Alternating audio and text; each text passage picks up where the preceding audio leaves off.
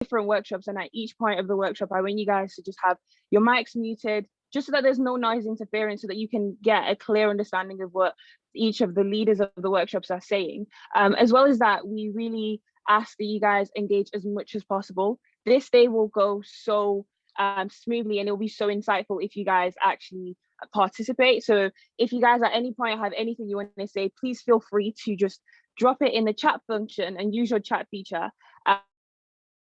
We'll have a time where we have a Q&A, so you'll get to have your questions answered. So throughout the day and throughout the session, if at any point somebody raises a point that you want to ask more question about, please feel free to like pick at the brains of all of our speakers and out of the execs from Warwick Career Society, because the whole point of this day is literally to make it as suited to you as possible. During the workshop, we're going to ask that you guys, if you want to be involved with things, raise your hand and just participate. Just for GDPR reasons, we are obligated to tell you guys that this workshop is something that we wanted to keep in our archives as a society. So we are recording this. So this isn't, we're not saying this to like put you guys off from speaking. Please feel free to speak and please feel free to contribute. But just so you guys know, because we are required to tell you guys that you are being recorded. So just be mindful of like what you're going to say, and just be mindful of like the fact that it is going to be recorded and it's going to be in our archives. Just, and it's not for anything other than just to help the society and like the next exec to kind of have a framework of this in place. And just so if you guys at any point after this want to go and access it, we'll have it probably on our website and other platforms. So you guys can go back and listen to this. In terms of just general conduct, I know that this is like one of those things, but we just wanted to make sure that you guys help us facilitate the running of this webinar to be as smooth as possible. So that means that we require you guys to be as respectful to us as Inspire execs, as well as to the career team, as to our speakers and other participants. So that just means just be mindful of the type of language you use at any point when you want to engage in the activities. And just like I keep saying, to maximize the effectiveness of this session, we're really asking that you guys engage as much as possible, because that will make this so much better. And it'll help us also navigate this day to know what exactly do you guys want, and to tailor it to you guys. But like it says, we hope that this session provides all of our participants with knowledge of ways to improve their professional profile documents, as well as to empower them in the opportunities to learn vital skills in order to positively impact the next step. So I'm going to take you guys to the agenda of the day.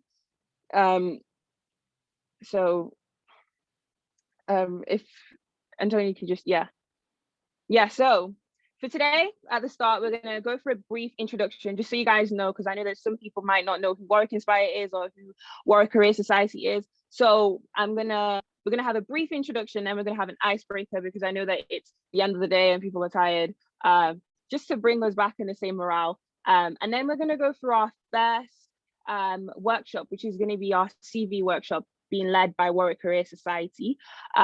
So we're going to have the opportunity to learn how to utilize and use all of our experiences and skills to capture the attention of our employees through CVs. And then we're going to move on to 2 workshops, which are going to be in the part 3 of this webinar. And basically that's going to be led by 2 different speakers who I'm not going to say anything about until we get to there, but just know that it's going to be an amazing opportunity, and it's going to offer you guys the ability to gain insight into the experiences of 2 different industries. Just like we were speaking, like I keep saying, this whole idea of limitless, just so you guys understand that anything is possible. And that's why we've had our speakers, and that's why we're even so thankful of them to join us. And then we're going to conclude our webinar, and we're going to leave you guys with a motto of the future is limitless. And we're just going to have our closing speech, and then you guys have the opportunity to gain a digital goodie bag. So that's for everybody that's attended. So well done to you guys for that. So that's the agenda of the day. We're gonna go to the next session, which is like an icebreaker. But yeah, Michelle, take it away, I guess. Oh, hi everyone. Yeah. Oh, go on, Vanessa. No, continue, sorry. Yeah, hi everyone. I was just welcoming you all to this workshop. It's going to be really, really good. And of course, to start off, we want to give you guys an icebreaker task. So what you'll need to do is to go onto slido.com and type in the code that you'll see on the screen, or I believe someone will put it in the chat. So when you go onto slido.com and you type in the code, you'll see a couple questions that we want you guys to answer, and you should see them. Yeah, okay, so it's on the screen right now. So go onto slido.com, type in the code that you see on the screen, and then answer the questions that you see, so that we can get a feel of how you guys are feeling, and what you're experiencing so far with your career. So with the first question on Slido, we can see that it says, would you feel confident in your professional profile if you were to apply for a role right now? So head over to Slido and let's see what you guys have to say. Okay, so a lot of you guys are unsure. We've got a 50-50 split between unsure and no, which is fine because this is what this whole event is about. I think we can go on to the next one. But yeah, it's good to know that you guys are here because you really do need some help and some advice with your career.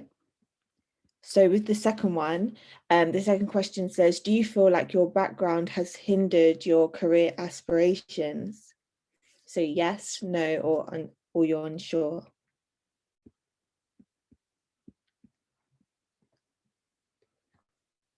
Okay, so far a lot of you are saying yes. Some of you are saying no. Okay, but most of you are saying yes. And that's also something that we're going to try and tackle today, to leave you guys so that you can leave this event feeling much more confident in your ability to navigate your career better. And some of you are unsure with this question as well. So I think we can move on to the next one.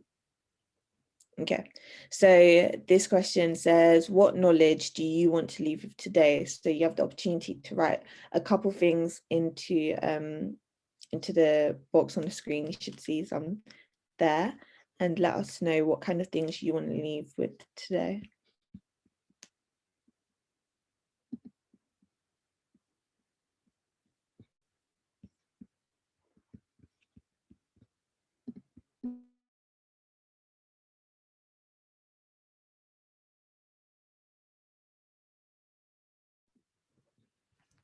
Okay, so someone said CV help. Somebody said interview practice. I'll just wait for a couple more. CV tips, how to make myself stand out.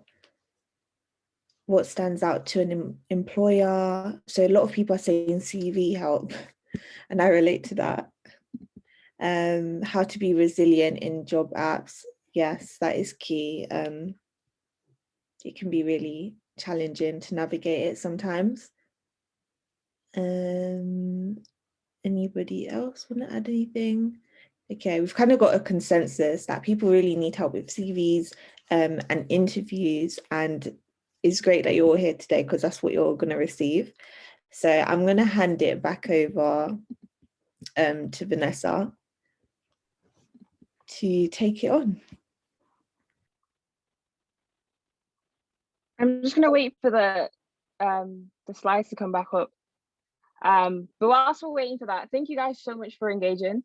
And thank you guys for still being enthusiastic enough to go over to Slido and insert all of those and answer all those questions and interact with us. You guys are definitely showing the kind of attitude and work ethic that I really, really love. And I know that this day is just going to be amazing. So we are just going to go through a little bit about who we are, Warwick Inspire, and who Warwick Career Society is, because I know that you guys find yourselves here with us, but you might not actually know who we are or what we do. I don't know if you guys can see me because my screen, yeah, okay, cool. So I'll start off with Warwick Inspire then. So Warwick Inspire is a society that's on campus, in campus for Warwick University. And we are like a student-led volunteering society. We tackle education inequality.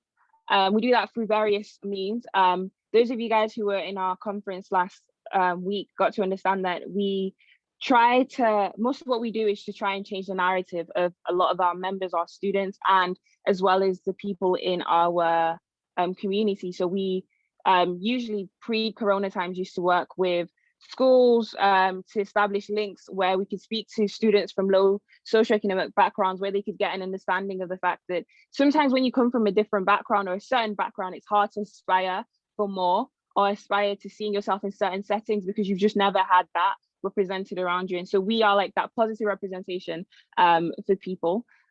So why we do what we do is basically we look to eradicate education inequality, which is a really big problem in the UK. And so we take practical steps to be part of the bigger picture of achieving social justice. And Warwick Career Society is an amazing society on our campus. And they aim to bring visibility to a variety of industries to represent the diversity of students. And the reason why they do what they do is just they aim to be as helpful to their students to finding out what the next step is. Because we know that when you come to university, that's one battle that you have to face. But when you're here, there's always the battle of wanting to know what's next. And I think Warwick Career Society is a society that aims to be that safety net to support their students with figuring out, okay, what's next for me? And so why they do what they do is basically, they really just try to understand what is the best thing for their students and how they can be a helpful tool for their students and their members to basically, like I said, just bridge that gap between student life and working life and figuring out how to go about it. So now I think that you guys have a little bit of understanding of who we are. I'm going to allow us to just go on to the next session, which is our first workshop.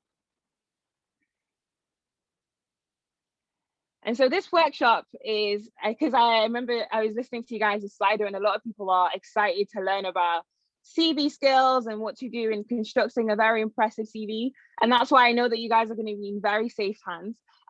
So this workshop is going to be led by two fantastic people. And the whole point of this workshop is just to learn about how to attract and impress potential employees. So our first workshop is going to be led by Laura, who's a final year physics student and also an exec in Warwick Career Society. And she's going to just go through constructing a competitive CV. So I'm going to hand it away to Laura, you guys. Hi, everyone. Can you hear me all right? Yeah, we can hear you. Okay, great. Ruhi, maybe you can put up the slides now, if that's possible. So I'm just going to present myself a little bit. As it says, I'm a third year physics student at the University of Warwick. And we put together a few CV tips after talking to a few recruiters about what they look for in a CV. So this is kind of an accumulation of the experience that I found that was validated by several different recruiters. So I hope this helps. So as we said, we're part of Warwick Career Society. And we do a lot of these events as well. So if you want to follow us for more tips, and also I noticed that some people want interview help. We actually had practice interviews organized. So if you want more help with that, just please follow our pages. But yeah, could you show the first slide, Ruhi, please? Okay, so the first bit that's the most important, I think, in the CV is the layout and the formatting.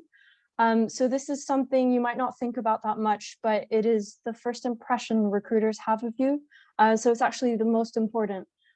So if spaces in your CV don't match, or if you have different fonts that don't quite add up, or a color is a bit off, it's going to give a really bad impression off to the recruiter.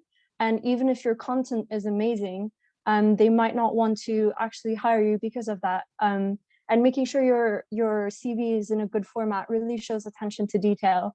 And if you claim you're very attentive to detail, and then you have a really bad gap in your CV, the recruiter's not going to take that seriously. So I recommend using templates. So for example, on Word, you can get CV templates, or there's this online free website called Canva, which is really easy to use. Also LaTeX, which you can find at overleaf.com, which can be a bit more tricky, but it's a really good place to find templates. Then another no-brainer is to always check for spelling and grammatical errors. So I recommend going on Grammarly.com. It's just an easy way. If there's any spelling mistakes, it's instant elimination from the pile. It just shows that you haven't put enough effort into your CV and just really won't impress a recruiter. And finally, I've been told by a recruiter not to present my CV in columns. So the reason for this is because, first of all, you want your CV to flow. So the recruiter wants to know exactly where to go within your CV. If there are columns, he or she might not be sure whether to start with the right, whether to start with the left, and where to go in your CV.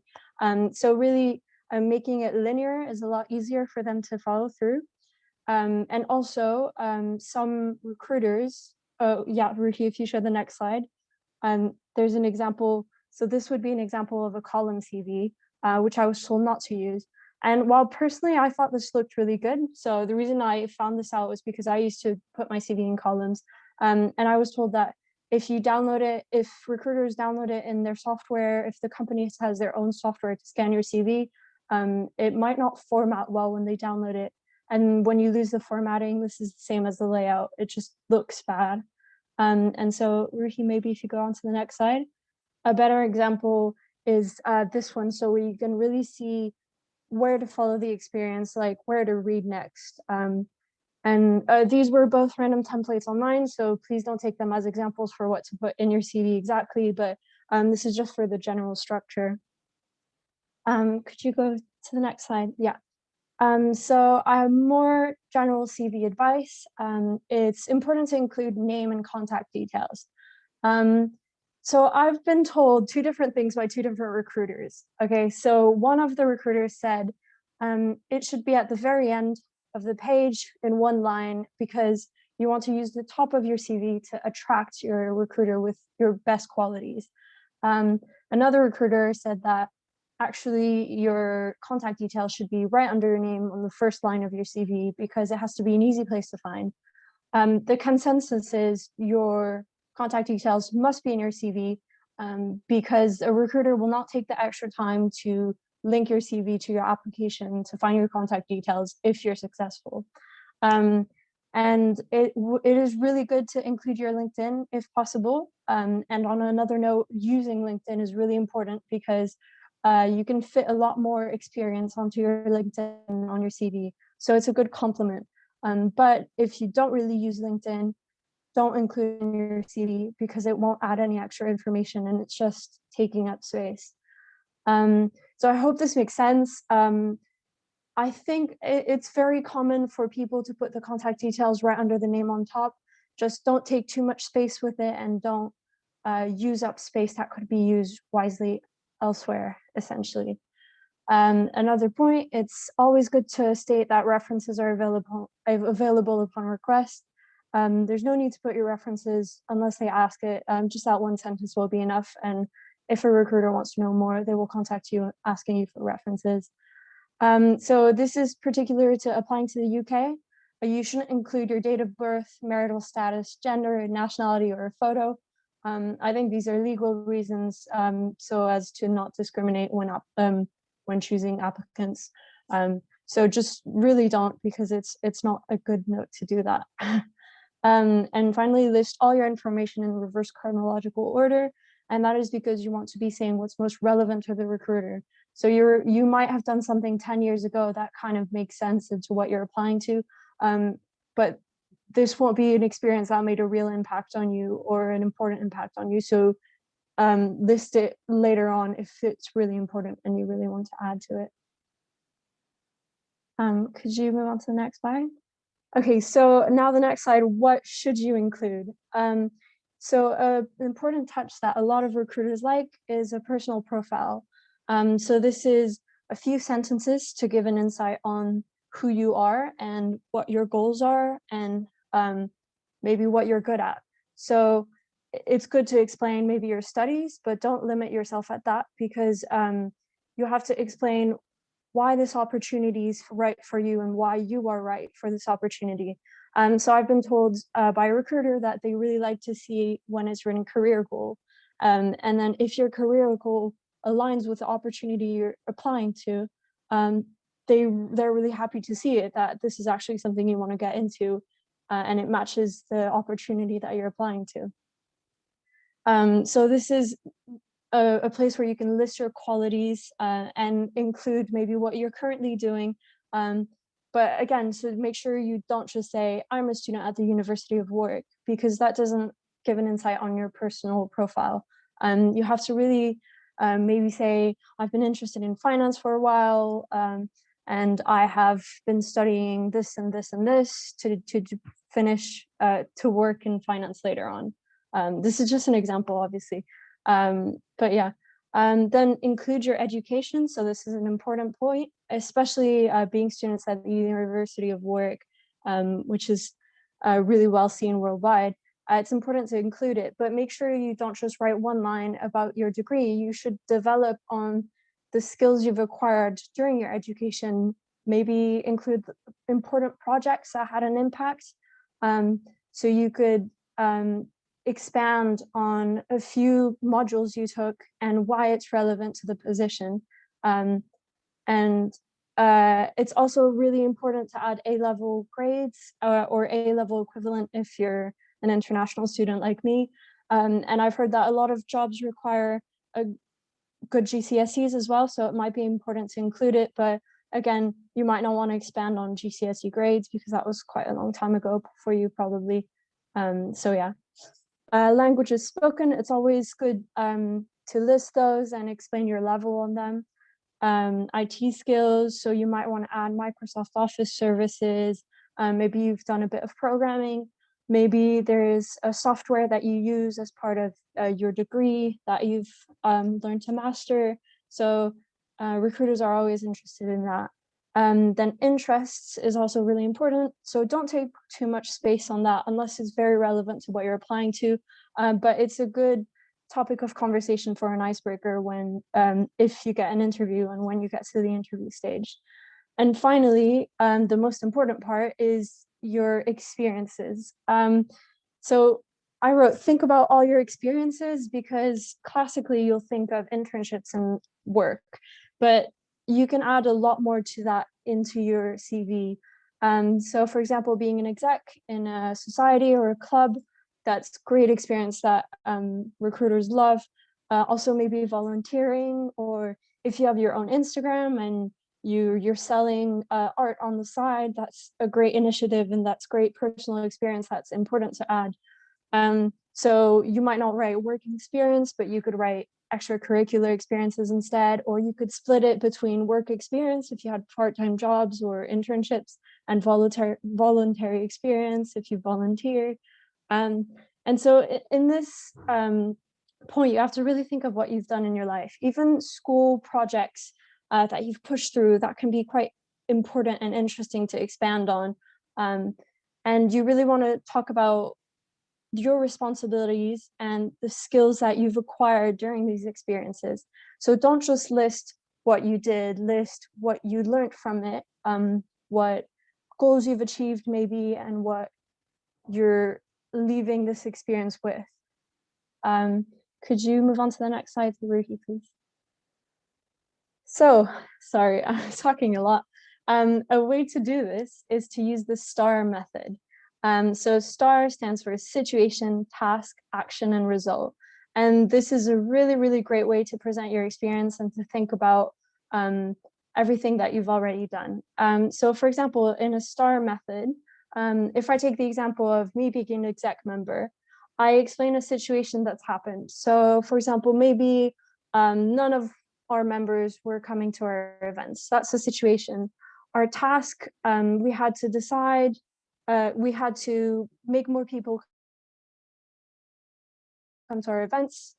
Action, I decided to promote it on many different social media outlets and follow students from Warwick University so that they could see me. And then results would be, we had 20 more people come to our events than they did in the past year. So this is a method of showing your experience, and it can really apply to a lot of things where you show that you could, you noticed a problem, you took action, and the results are really a key point in this. Recruiters love to see numeric results. So if you say, I increased our revenue by 200%, that's really amazing. Or if you say, I sold my artwork and I increased my follower base by 500 followers, they love to see things like that. So try and have concrete, tangible results from your experience, if you can find that. And if you explain your experience in that whole method and put in the results, the recruiter will really see an example of how you've gained skills. So it would prove problem solving, it would prove teamwork maybe, without you having to list these skills that you have. It would just explain an experience and prove to the recruiters that you really have these skills. So to do so, you can use positive action words. So here's just an example of the positive action words for leadership. You can find a huge list of these words, 2 pages in the link below. All you have to know, just type in Warwick University CVs, and there's a page and they have positive action words. So you can say, you can explain your experiences with these words. So for example, you can say, managed a team of other executive members to create this amazing Warwick Inspire event. And recruiters love to see these positive action words because it shows what you've done concretely, and they're positive words. So they'll be happy to see what you've done. And they're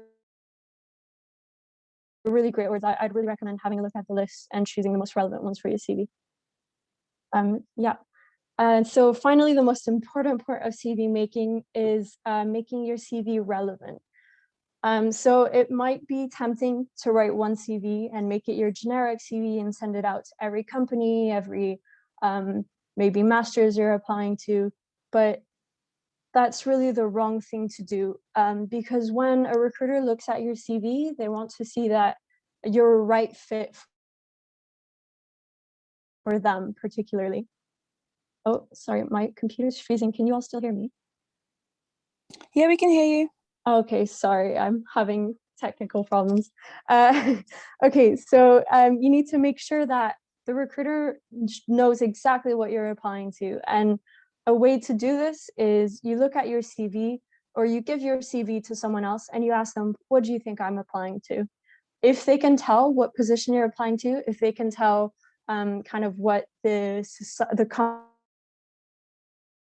company's values are from your CV, then you can tell your CV is doing really, really well. So as I wrote, the recruiters need to see your most relevant qualities within the first quarter, half of your CV. So they want to know that if you're a good student, that's great. If you've done a lot of maths, that's amazing. But if they're just looking for someone to be very customer based, then they won't care as much as someone who's had a lot of experience talking to people and delivering customer service. So this is why you really need to look at your job advertisement. And what I'd recommend doing is printing out the role you want to apply to and highlighting the most important qualities and the most important skills that they're looking for. And then you need to prove them in your CV through your experiences, using the STAR method and using the positive action words I've showed before.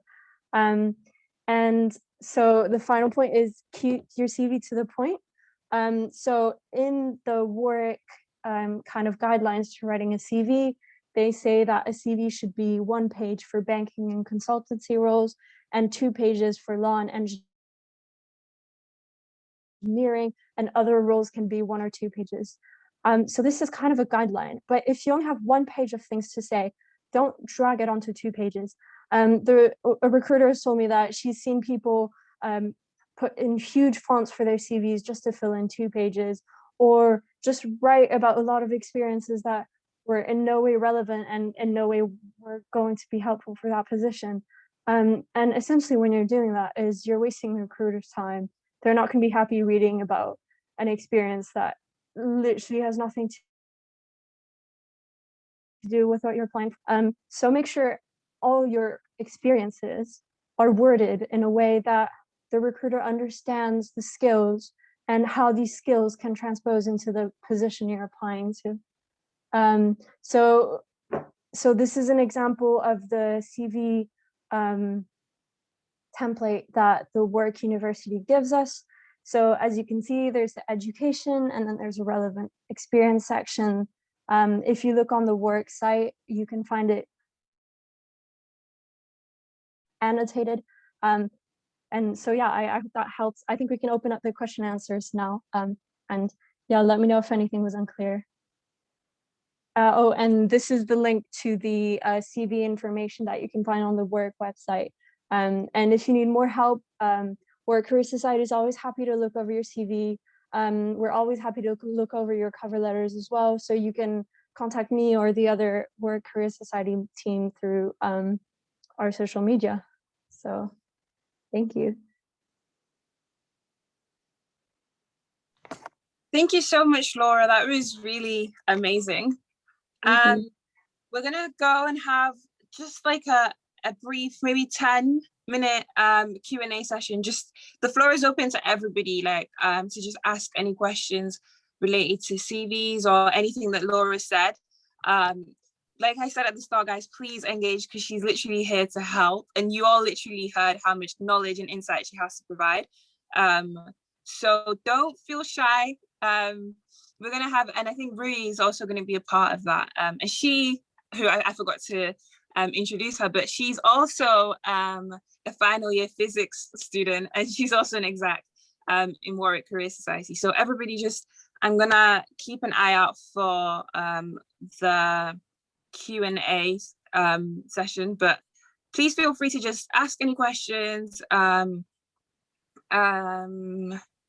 about anything that you want. I'm gonna have a look now. If I don't see anything, I guess I'll. Vanessa, I believe Wanjala has her hand up. Oh really? I can't see that. Wanjala, do you want to write in the chat your question? While she does that, or if you want, you can unmute. Somebody said, Laura, how do we contact you? And thank you, it was very helpful. So as I mentioned, I take care of all the social media of Warwick Career Society. So if you DM the Instagram, if you DM the Facebook, or even the LinkedIn, I'll be on there. But also, my name is Laura Mercier. If you look me up on LinkedIn, or you'll find me on the social media of Warwick Career Society as well. I can help you out with anything. Somebody said, how do you deal with like early rejection? So like, you know, when you send your CV, how do you deal with that? Yeah. That's a difficult one. Especially being a final year, that's something I relate to a lot. I think personally what helped me go through it was understanding why it didn't go through. So in last year, for example, I was applying to a lot of finance roles because I feel like that's what's most advertised at work, and that's kind of the way that people push you to go, especially when you're in STEM. I applied to a few, I wasn't successful, and it's just very depressing when you put yourself out there. But think about if you're suited for this role, and if not, if you still really want to do it, work on acquiring more experiences towards it. So I think what really helped me was, understanding that why was I applying to this? And maybe it wasn't for the right reasons. And then working towards something that would make me more fulfilled, essentially. Yeah. Someone's asked a really good question. They said, how do you do you have any tips for finding the balance between overselling and underselling yourself? Personally, I feel like there's no way to oversell yourself, right? It's, as I was saying, it's not about your experiences, but how you present them. So obviously, if you just list all your achievements, I feel like that could be seen as a bit boasting. If you list what you've learned and what skills you've gained from them, it won't be overselling. People will just be impressed. So I think that's the difference, is don't just list awards you've gotten, things you've gotten, list how you did it, what you got from it. Would you agree with that, Ruhi? That's my personal take. No, definitely. Actually, if you just list what you've done, that won't be impressive to them, really. That could come across as boastful, I guess. But yeah, like Laura said, just say what you've gained from it, because that's actually what they want to see as well. They want to see, like, there's no point having a fancy position if you haven't actually learned anything from it. Yeah, that's so true. And then there's another question that says, how often should you update your CV? So I know you said that to try and personalize it to basically fit the jobs that you're applying for. So don't just have one CV that you send to everything. But so how often should people edit their CVs and update them with information? Yeah. So personally, I update my CV every time I do something new that's worth talking about. So for every role you apply to, I think you should have a different CV. If you're applying for the same role for several companies, I guess that makes sense to have the same CV. So it's just about whether you do something new. So if you join another club, if you take up another volunteering or a project on the side. So I think essentially before you send in any application, have a look at your CV and ask yourself, is this the most up-to-date version or not?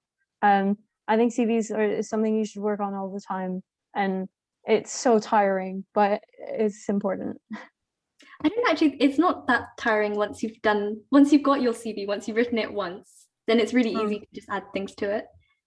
So yeah, if you haven't made one yet, I recommend just writing out everything you've done. That's the hardest bit. And then every time I apply for something new, I take the CV that I've had in previous things and I just edit it and update it each time. So yeah, Laura's right. Just keep definitely adapt it to whatever you're applying to. Yeah, we have a question in from Olivia, and she says, what advice would you give to someone to improve their online presence? That's a really good question. I think LinkedIn is super, super important. Even if you're just on LinkedIn, to share maybe articles that you found interesting, or to like new inventions that have been going on. It really shows the recruiter your like outside interest and what you've been up to. So I think to me, LinkedIn is the most important online presence for recruiters, since it's the most public profile you have. So just make sure you maybe write a post if you're doing a project at the moment, and you add your skills to your LinkedIn profile. And LinkedIn is essentially a longer CV to me. So for every experience, it's exactly the same as a CV. You have to explain what you've learned from it and what you've done. And once you do that, recruiters tend to message you and come to you with opportunities as well. From Olivia also, there's a question that says, if you're going into a creative role, should you make your CV visually appealing or keep it plain and simple? Okay, that's a difficult one. Personally, I feel like they should be creative, but recruiters have told me that they should be kept very simple. So it's super contradicting. I'm sorry. I'm sure you all have seen, sometimes if you're going into maybe sorry, my brain is if you're going into graphic design, for example, you might want to be original, but again, I'm not a recruiter, and that's not my like area of expertise, so I don't want to tell you how to do it. I've been told by recruiters they should be simple, but personally I think it's a lot more effective is if your CV is pretty to see. So the layout is still very important. I don't know if you have anything to add, Ruhi.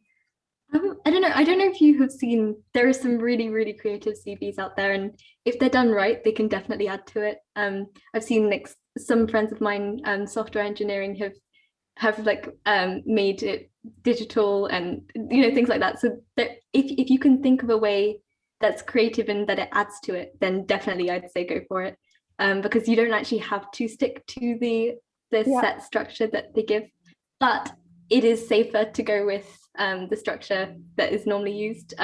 So in most cases, unless you can come up with a way that actually adds to it, then I would say stick to the normal. Yeah. Yeah. And we have a few more questions coming in. So if it's okay with you guys, I'm just going to keep asking. So we have a question that says, how can you make yourself stand out on LinkedIn when so many people are doing great things?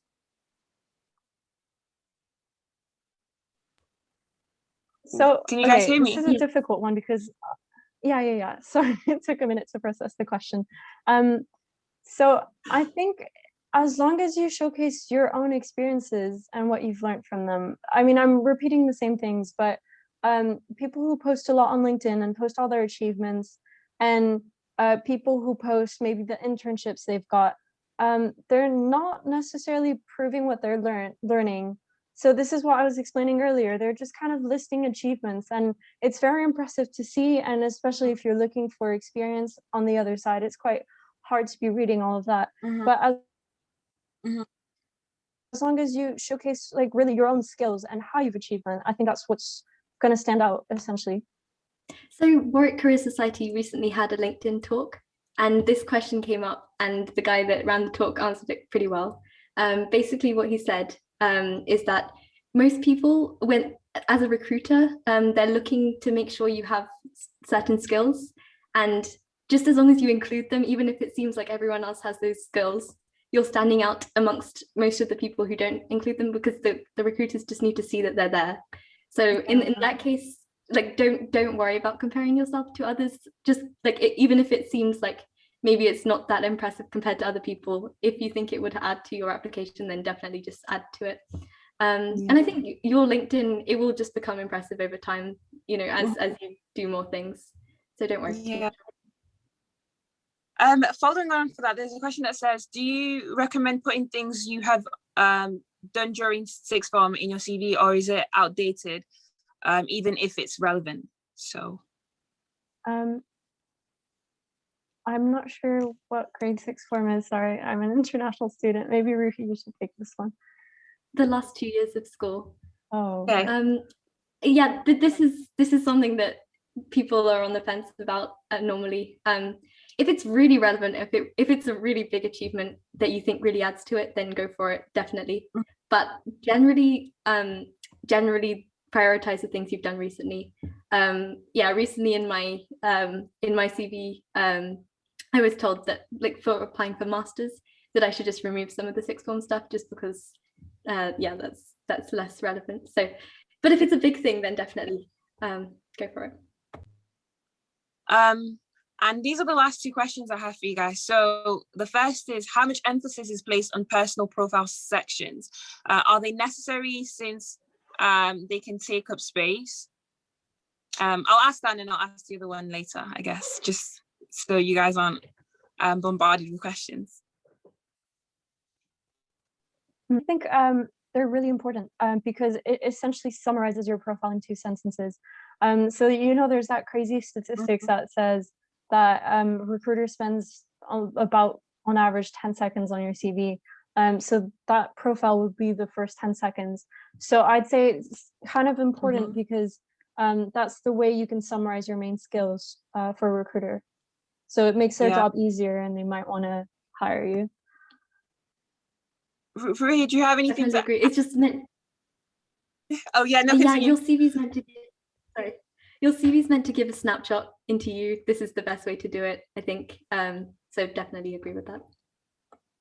And this is kind of like a different question, but it says, any advice in cover letters? What should be included that is separate from a CV? Cover letters, the way I see cover letters is that it's zooming into aspects of your CV. Or alternatively, so to me, you choose 2 or 3 main experiences that you'll explain in detail and how they're relevant to the company and the company's values and the company's skills that they're looking for. So cover letters, if you reuse your CV, that's already quite bad, but you cannot reuse a cover letter, in my opinion, because it has to be really relevant to like the kind of job you're applying to, but also the particular company. yeah, that's my take. Yeah. Any So recently I had to apply to something that really needed me to showcase analytical skills. So it's really hard to put evidence of that in a CV just because you have so little space to expand on different things. So the CV just did a summary of the things I've done and what I've gained from them. But the cover letter was really diving into what they wanted to see, the skills they wanted to see that I didn't have space to prove in the CV. So it's, I guess, expanding, like Laura said. Yeah. And we just had a really last minute question, and this will wrap everything up. It says, do we put dates on our achievements? Yeah. Yeah, I think it's important to put dates. Well, recruiters want to know how recent your experience is, so I think it's always good to include, and it doesn't take that much space. So yeah, I would definitely put dates. Yeah, it makes it more credible as well. Yeah. Yeah. I think that's everything. Thank you guys so much for the workshop and the CV, and thank you so much for coming and like answering all of our questions. And guys, make sure that you guys stay in contact with Warwick Career Society. I believe that you guys have an upcoming conference, so if you guys want to tell us a little bit more about that, I'll hand the floor to you. Oh yeah, so thanks for having us. So next weekend we have the Warwick Careers Conference. So it's pretty much for anyone who doesn't know what they want to do, who wants to figure out the next steps for their career.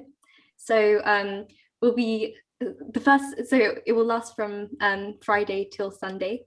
First day is focusing on looking inside, so better understanding yourself, what you need from a career, things like that. Second day, we'll focus on looking outside, so looking into how the world of careers in general, how careers are changing, so you get a better understanding of, you know, careers as a whole. And then the final day will combine all of that together. So hopefully we can use what you've learned about yourself and what you've learned about the world of careers to actually figure out concrete next steps and figure out how to apply to things. And we'll try to walk you through that as much as we can. And we've got some amazing speakers. So the conference is free and hope to see you there. Guys, we'll make sure to keep an eye out on our group chats and our social media. I think we're going to be promoting you guys as well. But thank you guys so much for coming down and literally giving us insight and helping us, because it can be quite scary thinking about what's next and how to get about it, and just the skills of actually constructing a CV that is impressive and actually catches the attention. I think it was Laura that said that that scary stats that recruiters spend 10 seconds looking at our CVs, and now we know that in those 10 seconds when they do look at our CVs that we have all the knowledge that we need to keep them to attract them and keep them focused on us. So thank you both so much. Guys, we're going to move into this next of hi guys, we're going to move into the next segment of our workshop today, and we are going to just give you guys just a 5-minute break, just so that you guys can take time, because I know that it's been a lot of like speaking to you guys, but take like 5 minutes to go stand up, get a drink, or if you were making notes or anything, to go and look over your notes, but just like 5 minutes, and then we'll be back. But thank you so much for all your engagement. Thank you for the questions you guys have asked. Thank you for participating. This is exactly what we love to see. So I'm going to leave you guys with a bit of music, and in 5 minutes I'll come back with the next bit of our section. So Rochelle says she's going to go edit her CV now. I think I'm going to do the same too. But yeah, guys, see you in 5 minutes.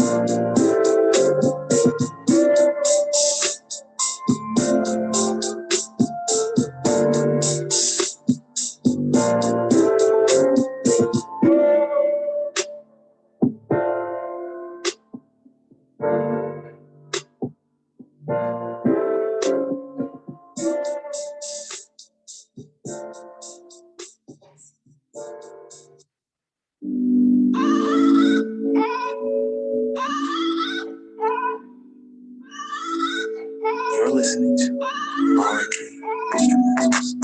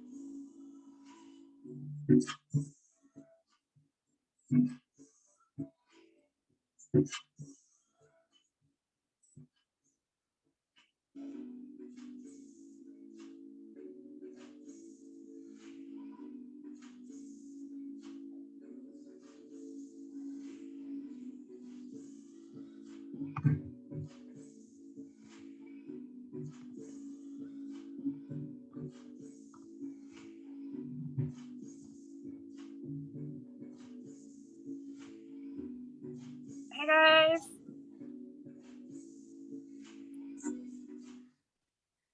Hi, I hope that break was refreshing. And like Rochelle said, those of you who are literally so excited had the opportunity to edit your CV if that's what you guys wanted, or if for some of you just a chance to prepare for the next workshop. I hope you guys had the chance to, because we're about to have an amazing continuation to our day. So now we have gone to our workshop 2. So this is our second workshop. It's going to be looking at interviews to make sure that you guys can confidently impress your recruiters and secure those top roles. And I'm going to hand you over into the safe hands of Alexis, who is a JP Morgan banking associate, and she's also a founder of Thrive Collection. So she's going to take you guys through a bit about interviews. So make sure, just as you guys were engaging for the first workshop, that you are as engaging, and that you guys comment into the chat function, and also ask questions if you want, and basically just gain from this as much as you can, because you have the opportunity to pick the brains of somebody who's exceptionally incredible. So please, I'm gonna hand over to Alexis, if she's with us, because she's currently she's a very busy woman, so she's currently joining us, I believe. So we'll give her a bit of, we'll give her a few minutes to just join us, and then yeah.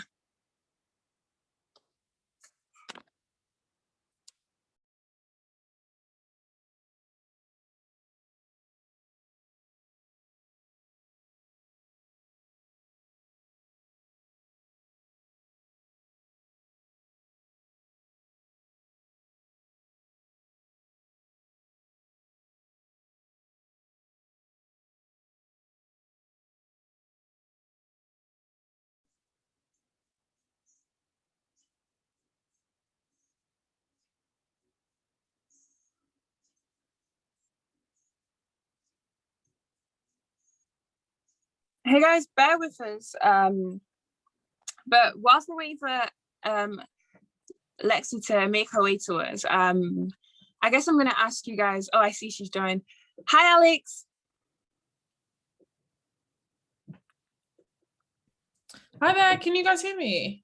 Yeah, we can hear you. Thank you so much for coming. No worries at all. Sorry I'm a few minutes late. I was kind of stuck. Fine. Thank you so much. I'm going to hand over the floor to you. They're all yours. We're all yours. Give us all the knowledge we need for all the interview skills. Thank you. Awesome. So hi guys, my name's Alexis. I work at JP Morgan. Just to give you a brief overview of myself. So I studied initially at Nottingham, where I studied economics and philosophy, and then I did my internships in investment banking. First seat was in equity capital markets, and then I converted that to a summer internship.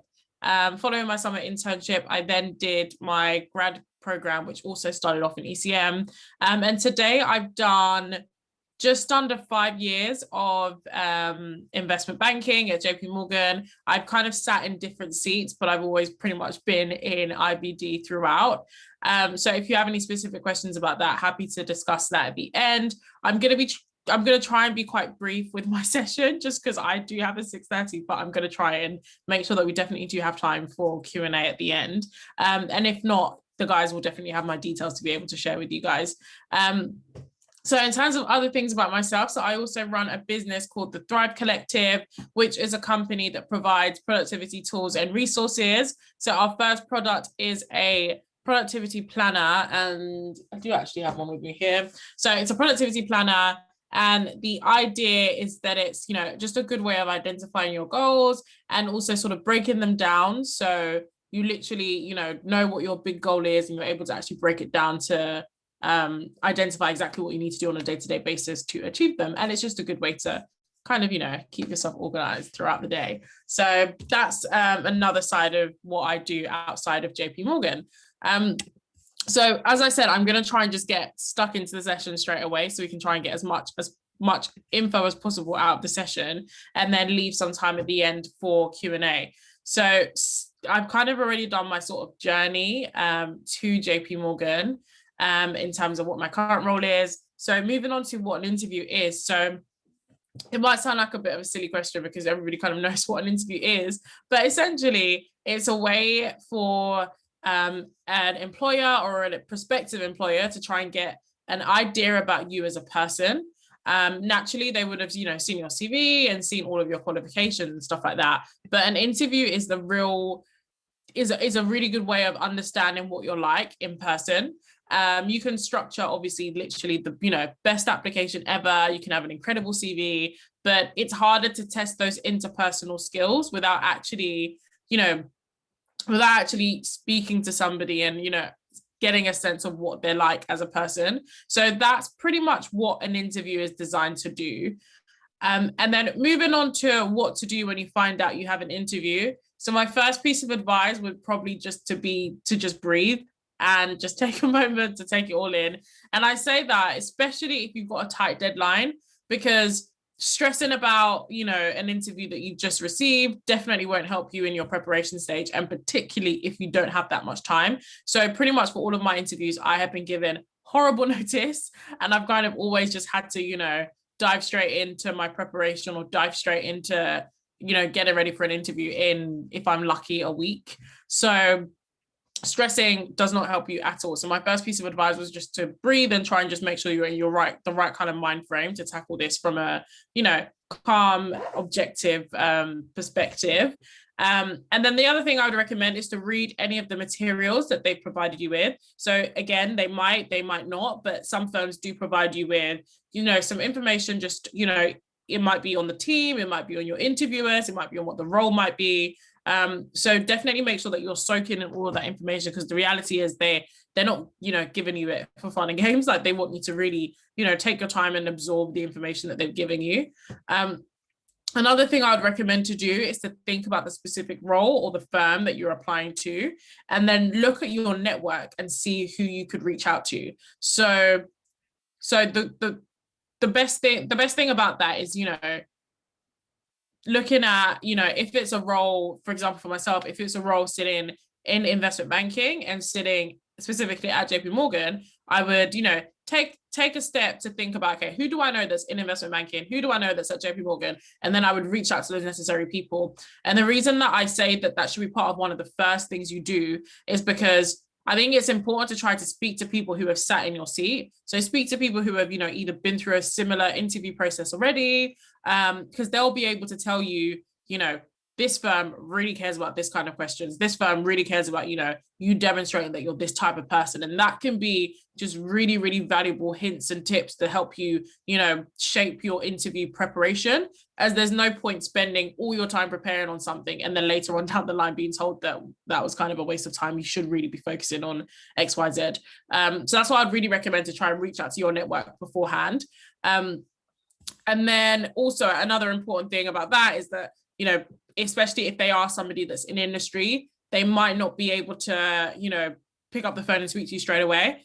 So trying to reach out to them in advance means that you can schedule a call or a Zoom or whatever, you know, in the next sort of 3 to 4 days or something like that, based off their availability. The last thing you want to do is, you know, have an interview literally and then not reach out to them and then think, oh yeah, let me try and contact them a day before. Chances are they might not be able to actually, you know, find that time to speak to you. So if you know, do it in advance, then it means that you can schedule something and you know that you've got that catch up coming with that relevant person. And then moving on to the next question. So advice on preparing for an interview. So the first thing I would recommend is to try and gather an appropriate list of questions that you need to provide answers for in an interview. You are going to see so many types of lists online, or again, if you're able to speak to somebody who's kind of sat in your seat before, you can reach out to them and they can give you advice as to, you know, types of questions that they've been asked in the past and stuff that you should, questions that you should be preparing for. In terms of how I did it, I think I used Rare Recruitment. I don't know if any of you guys are part of them. So I used Rare Recruitment, who were able to give me a bank of questions that were specific for my role. I also got a ton of questions online. There are loads of questions online you can try and leverage. I also spoke to people to try and get a sense of, you know, what kind of questions could I be asked. So it's pretty much a process of gathering all your questions and then adding a bit of structure into it. So I would then sort of group them into different categories. So for example, all of my about me questions I had in a section, and then all the questions that were about the firm I had in another section. And then I sort of split them out. So I had about me, about the firm, about the role, specific competencies, and then separate technical questions, etc. So it's gathering all your questions, going and doing like a big sort of fact finding exercise, and then adding structure into it by splitting it up into different categories. Because then naturally, if you do that, you'll find that you're able to kind of replicate similar types of answers within those categories, which kind of helps you be a little bit more efficient in your preparation process. And then in terms of what kind of knowledge you need to bring to your interview, I would say there are maybe 5 or so specific areas that you really do want to be focusing on. First, it would be knowledge about the role. So you need to understand the role. What does it entail? And what do I need to know about the role to be successful?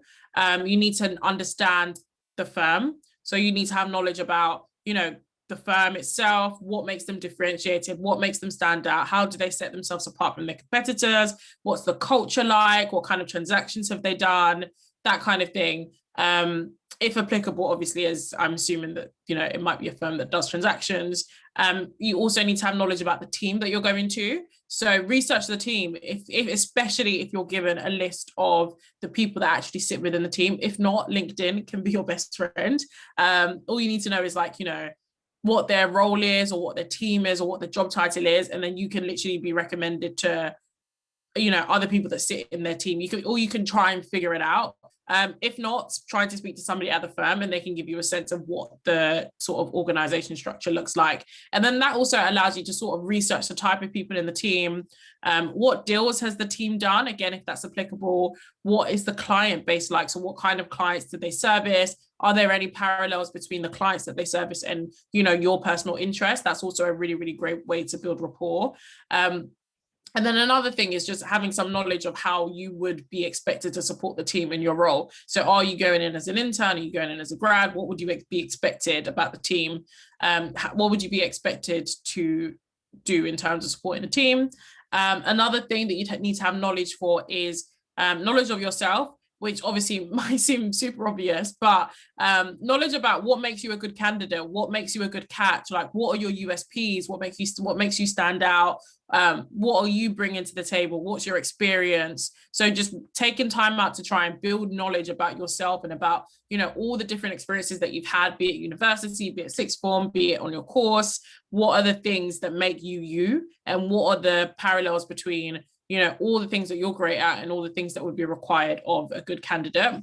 And then finally, I would say in terms of knowledge, make sure that you do have some technical knowledge to support all the things that I just mentioned.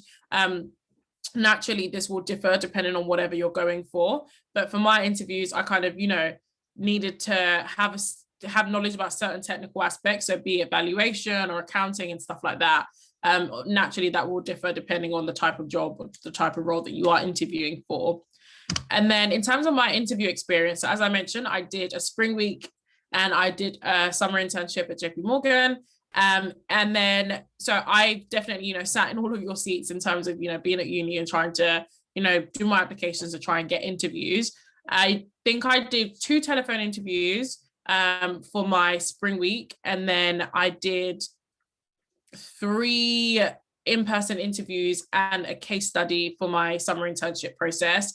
And naturally, this was a long time ago. So I think the process probably has changed quite a bit. And obviously, given that we're in, you know, the pandemic at the moment and offices and stuff aren't completely open, I could imagine that everything is pretty much being done virtually anyway. So I'm not too sure exactly what yours will be like, but that's definitely my interview process in terms of getting my role. And then within my role, I mentioned that I did move around a little bit. So every time that I've had a move, it's been either part of a rotational program where everybody has to rotate, but naturally you do get a say in where you go. So you will have to, you know, go out and meet teams and soft pitch yourself. So they definitely haven't been as formal, but the fact that they're not as formal does place even more emphasis on you demonstrating your interpersonal skills. And, you know, personality is super, super important throughout that process. And then in terms of dealing with the outcome of an interview, for example, if you don't pass, I think just relax and make sure that you keep perspective throughout. I think that's the one piece of advice I would give myself if I was back at uni, like just, it's not the end of the world. Like the building is not going to fall down if you get a rejection. I got a bag of rejections, like I'm not even just sitting here and saying it. I got loads and loads of rejections. But the reality is you don't need 10 offers. You only can do one job. You only need one offer.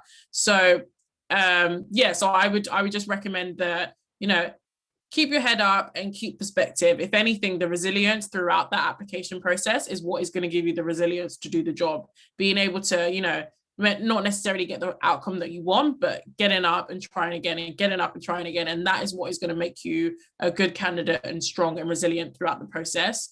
And also just think about everything happens for a reason in terms of if you don't get a specific role, it's probably because maybe you're not the right candidate for that role. It might be a thing where that firm's culture doesn't quite fit you as a person, or that type of role doesn't quite fit your skill set. So see it as a blessing in disguise in terms of, you know, them seeing that you might not be the right candidate for that role. There's nothing worse than, you know, fighting your way through, sitting down and then be like, oh, actually, that's not quite for me. So I'd just recommend to just relax and keep perspective throughout it all. You only need one break and one offer. So don't worry about feeling like you've got to get loads and loads. And then in terms of advice that I'd give to somebody wanting to start a career in finance or property, I think property's been thrown out there just because I do a bit of work within the property investing space. So I think my key thing is just the network. You are gonna find that a lot of the tips, a lot of the hints, a lot of the introductions that you need to be successful in either of those areas come from your network. It comes from people telling you, whether it's, okay, you need to be doing your applications by this day, or if it's somebody telling you, you know what, rather than focusing on grad roles, focus on internships, focus on these specific teams, focus on these specific people. Having your network shape the way that you navigate these kind of processes is what's going to help you be successful as you do sort of carry out your interviews and your application processes at large. So that's pretty much it. And I know that I ran through it all, but my intention of doing that is that we could jump straight into Q&A. So if you guys have any specific questions for myself, I'm not too sure how we're planning to run this, but perhaps I think they'll be in the chat, which I can see. Yeah. If you want, I can read them out to you. Yeah, absolutely. Because we have, okay, I'll start off with the Q&A. So Lorene asks, what advice would you give to speak confidently during interviews? So I think in terms of confidence, one thing that helped me is just knowing your answers, because I think one thing that can trip you up is if you're kind of like, you don't know what's coming next. So I think a good thing is to really, really practice your answers. So what I would do is I would literally, when I have my bank of questions and I've prepared answers for those questions, I would stand in a mirror and say those answers to myself, say it over and over again. Or on my laptop, I'd have the record button on and I would literally just record myself answering the questions. And that way you get to pick up on the little things that you do that you don't know that you do. Like, for example, I say like a lot, I say a lot. And you might not know that until you literally record yourself, and things like that can make you feel a little bit more confident, especially if you're recording yourself and you're rehearsing these answers. Not so that it sounds like a script, but at least if you're kind of rehearsing your way through it, it means that when somebody asks you a specific question, your brain already goes to the fact that I know what's coming next. I know what's coming out of my mouth. And that naturally only comes from, taking some time to actually, rehearse your way through those answers. And then other tips would be to do stuff like, I did a lot of power posing and things like that. I don't know if you guys know what that is, but it's just, before an interview, there are specific poses that you can do in a quiet room or whatever. And it's scientifically proven, I don't know, but it's scientifically proven to, make you feel a little bit more confident, a little bit more empowered, even if it's for a short period of time. I think sometimes you need to play that kind of, especially with confidence, you need to play that kind of mind game with yourself where you're kind of like, I might not feel super confident, or I might feel a bit, intimidated by this firm, but I'm only in this interview for half an hour maximum. I need to go in there and pretend I'm Beyonce for half an hour, and then I can leave and then be a bit nervous. But for that half an hour, I need to fake it till I become it for that period of time. So yeah, Beyonce is probably not the best example to use, but in terms of, just embodying what you feel confidence is, it's only a short period of time. Fake it if you need to. But yeah, it all comes with experience and practice, and just don't throw yourself in the deep end. Make sure that you are rehearsing those questions and that you know what's coming out of your mouth next. Yeah. Rochelle asks, how do you answer the question, what would you say your greatest weakness is whilst aiming to have a successful application? That's a really, really good question. And I think those questions have to be answered quite delicately. So I think the example I used is that I'm a bit of a perfectionist. So that means that when I'm doing work, I'm always aiming on making it super, super perfect, which can be quite difficult if I have, loads on my plate or loads of different completed deadlines. And that's kind of a good answer because, there's nothing wrong with being a perfectionist in terms of wanting your work to be good. But also you're recognizing that a downfall of that is if I've got loads on my plate, it means that it might be quite difficult to juggle it. Or you can say stuff like, sometimes I'm such a team player that I struggle to say no. And it shows that being a team player is obviously a great thing, but it shows that you're acknowledging that I can't say yes to everything. So I think in terms of answering that question, you need to identify something good. You need to show your weakness needs to be something that's good, and then identify what could be bad about a strong trait of yours, if that makes sense. Your weakness can't be, I'm really bad with numbers, or I'm so poor at time management. Your weakness has to be something good, and then you basically just do like a spin on something that's already a positive trait. Yeah, I know that you have to leave soon, so this is the last question we have for you. Thank you so much for coming. We can probably do a couple more. So yeah, let's see how many we get through. Have you ever been how would you answer the question, why should we pick you over other candidates? Oh, that's a good question. So I think that question is quite similar to what I mentioned in terms of your about me section, and it's identifying what makes you unique. So while you're doing that process and you're, structuring your arguments for that specific question, you're going to pick out things that make you a unique candidate. It could be the fact that, you're not your bread and butter economics student or math student trying to get into banking because you do loads of extracurricular stuff. Or it could be, I don't even come from a target background in terms of I'm not your target econ or maths or whatever student. I actually study medicine or I actually study law or whatever. So that means that I have a different perspective or I have a different whatever. So I think answering that question, you have to do it. You have to answer that question starting from what makes you unique. So pick something that makes you unique, be it, something that you do at university or something that a business that you run on the side or a little side hustle or it might be some, organization that you help out, and just try to find a skill that you've learned from doing that other candidates won't have. Yeah. I think Ife says, how would you describe your job, I guess? And I think she has a following question, which is like, investment banking is often associated with long hours. Is that true for you? So I think long hours, I won't sugarcoat it. The hours they're not the best. They're not good at all. But the reality is they're bad from the start, if that makes sense. So it's not like you do an internship and then they lull you into thinking that you're working a 9 to 5 and then you start and then it's horrible. It's more that you build up that resilience because it's like that from the beginning. And because it's like that from the beginning, as you go through your career, you're going to become more efficient. You're going to become better at your job, which means your hours aren't as bad. You're going to end up having juniors below you who you can help, who can pick up more of the work. So your role does change. So my hours are not anything near to what they were when I originally started working.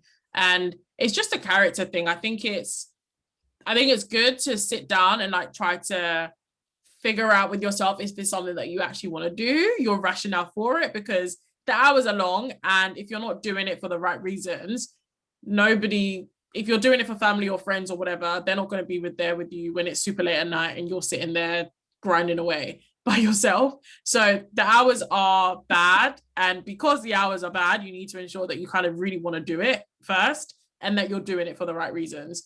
And then your other part of the question, in terms of describing my job has changed quite a lot in terms of, I've always been within investment banking and within IBD, but my role has changed quite a bit because I've sat in different teams. So I sat in the equity capital markets initially, which is more of a product team.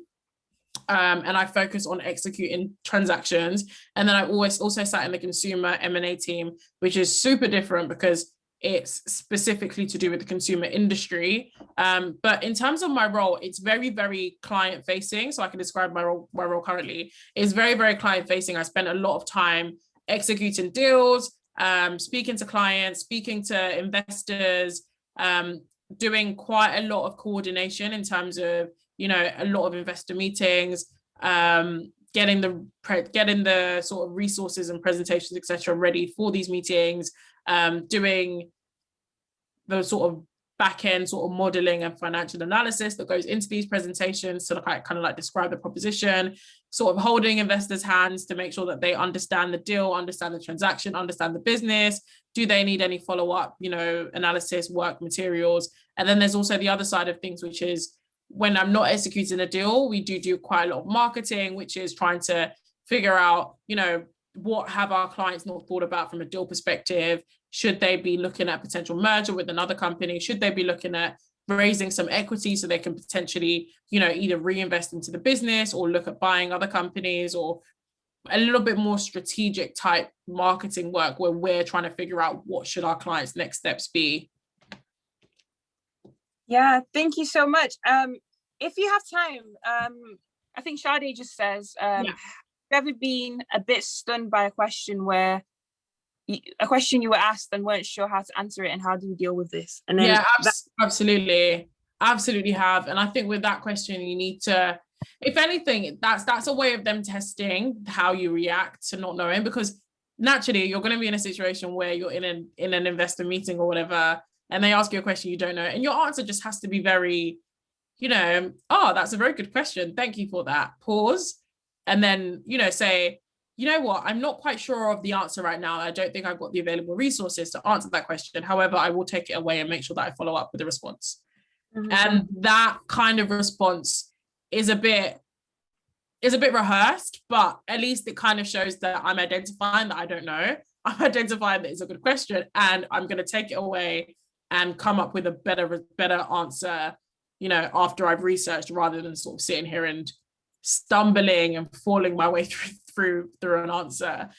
So I would recommend doing that. And obviously in an interview process, they know that you're not going to go and get their email address and do some analysis and follow up on it. But especially if you're in that case study type scenario and they ask you a question you don't know and they're pretending to be a client, that is what you would say to a client. So I think I would, if I literally do not know the answer, I would pause, say that's a very good question. I can't, form an answer right now based off my resources, but I'll definitely take that away and make sure that I follow up.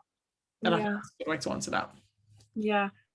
And then That concludes our in terms of the chat, I think that we've answered most of the questions from the chat, I would say. Yeah, I think so too.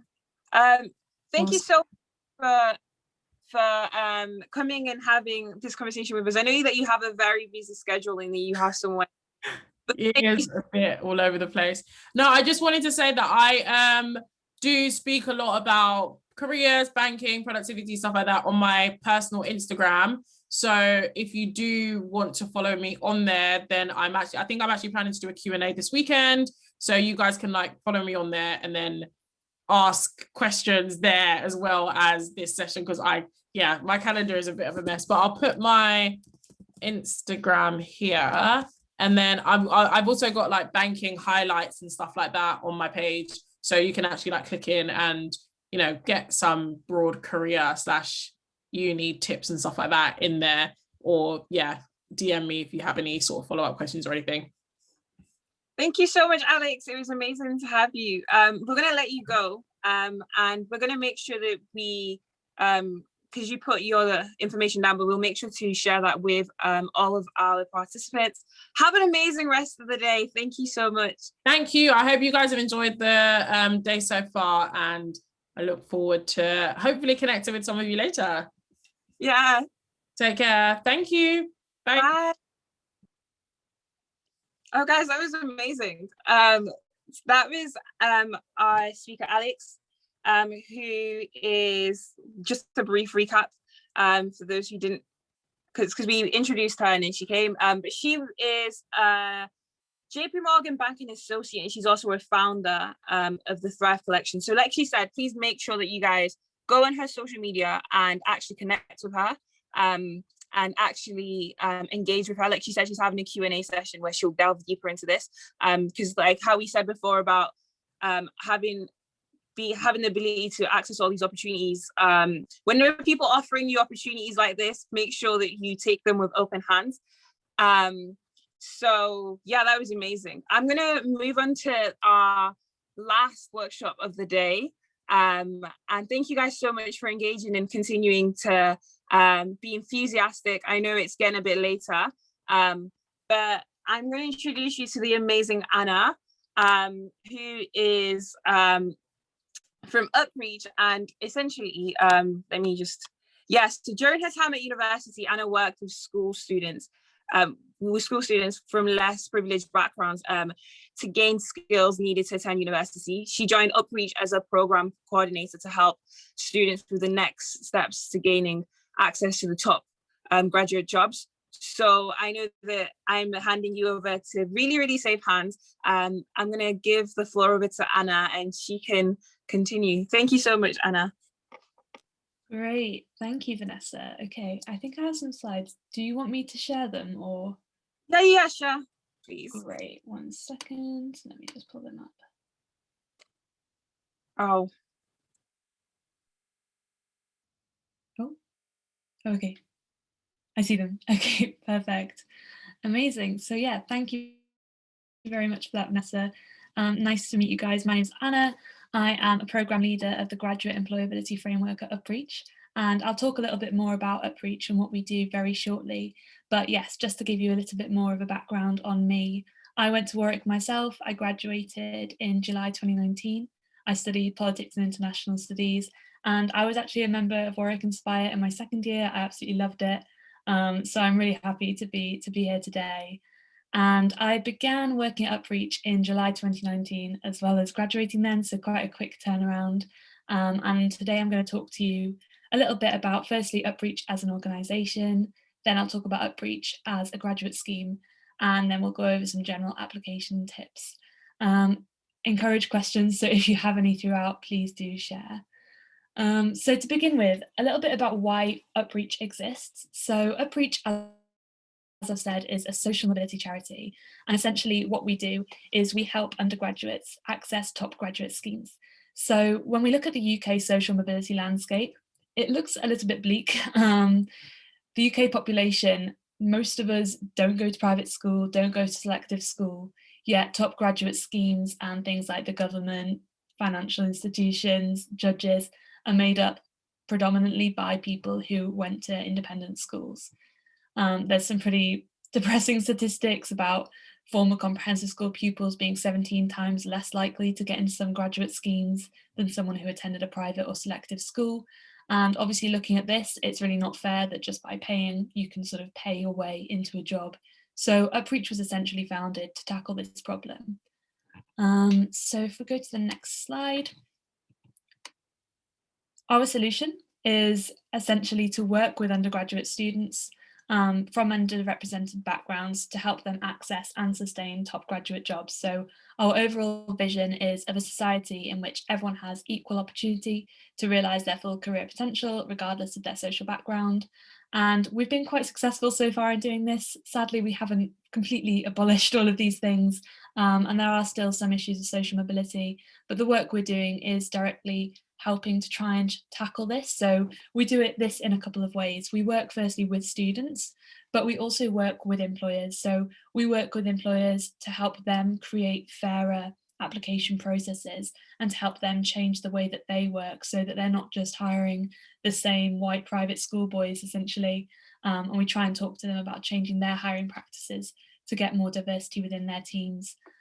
So a little bit of our highlights reel, some of our impact.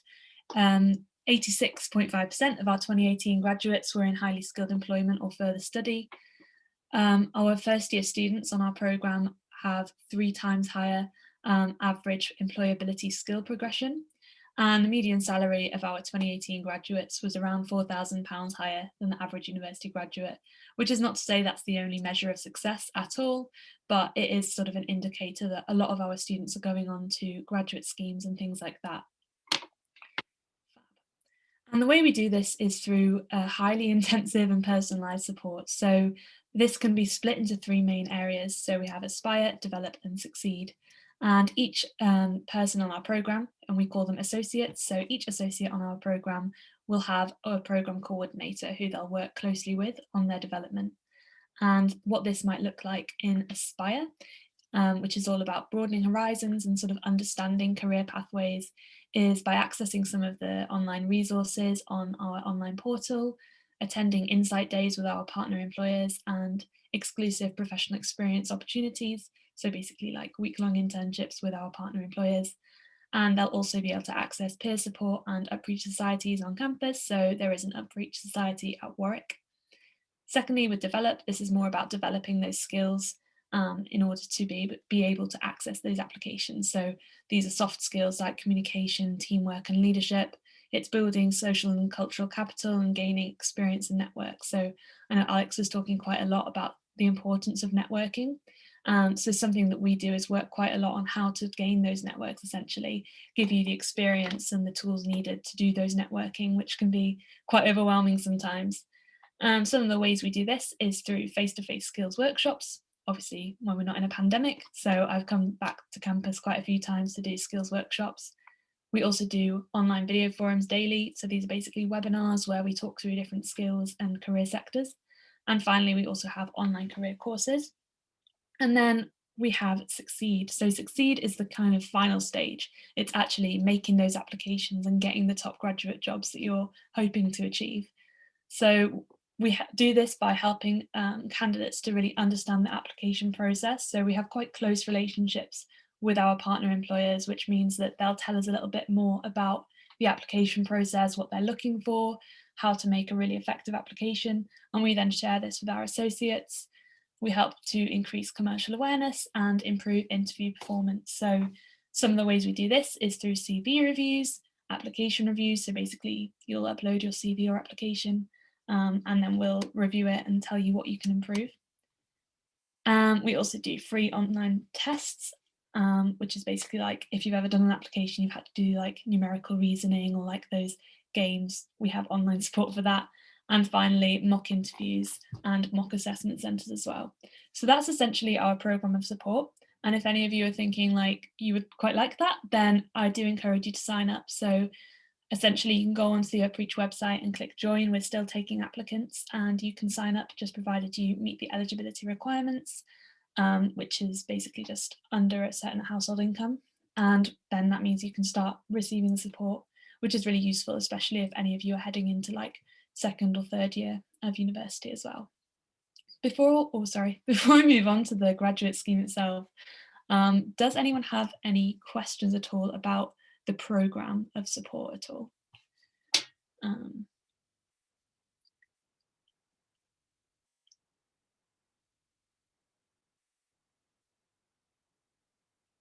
I realise I've just sort of thrown in asking questions there, so no worries. If not, we can keep going and maybe do questions just all together at the end. That's cool. Okay, so next I'll talk to you a bit more about the graduate scheme. So the graduate scheme is actually what I'm currently on, and what it is a 2.5-year scheme during which you develop the skills necessary to become a future charity leader, which is why it's called the Future Charity Leaders Programme, or FCLP. To keep things simple. And what it'll look like is 4 days per week you'll be doing student support. So you'll actually be working directly with undergraduates. So if you've enjoyed that part of Warwick Inspire where you actually work with students, it's a lot like that, just with the next age category kind of thing. So you're actually doing those CV reviews, you're hosting mock interviews, you're having just one-to-one discussions with the associates you work with, which is really fun. You might also be planning events, creating resources, all sorts of things like that. And then the other day of the week, you'll be doing a rotation.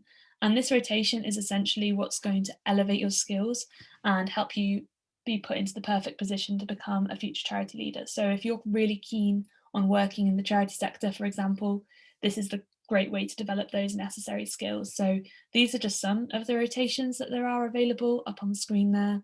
I've also done things like Impact, I've done university partnerships, events, and I'm currently on a rotation which is FCLP grad scheme. So it's basically the grad scheme I'm on. So it's about hiring, it's about HR, but it's also about improving the scheme itself. So creating more learning opportunities, more training and things like that, which is quite exciting. I've just started it this week, so still unsure exactly what it's going to be, but it's really fun because it means you never get too bored. You're not stuck on one thing. You get to try out lots of different things. The idea being that you find something that you're really passionate about and you're able to then do more of that either at Upreach or elsewhere.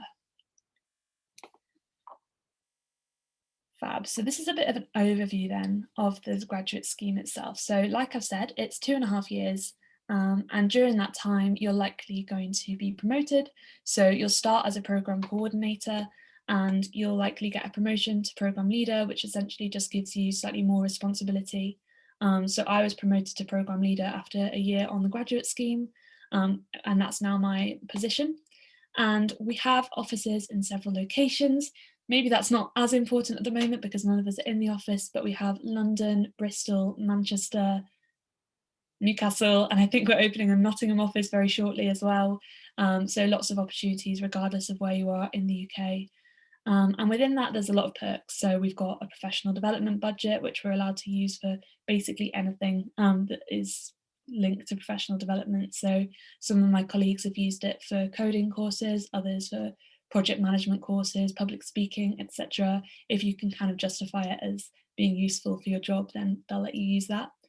And you can also take quite a long time off for holiday, which sounds like a weird thing, but it's actually really rare to find graduate schemes or even jobs at all where you're allowed to take this sort of consecutive holiday all at once. Usually you'll have to use like a week here, a week there, whereas at Upreach, because we kind of follow a university term schedule, we're able to take off like up to 4 weeks over the summer. So if you want to start a grad scheme, but you also maybe want to go traveling, that's fine, you're allowed to do that.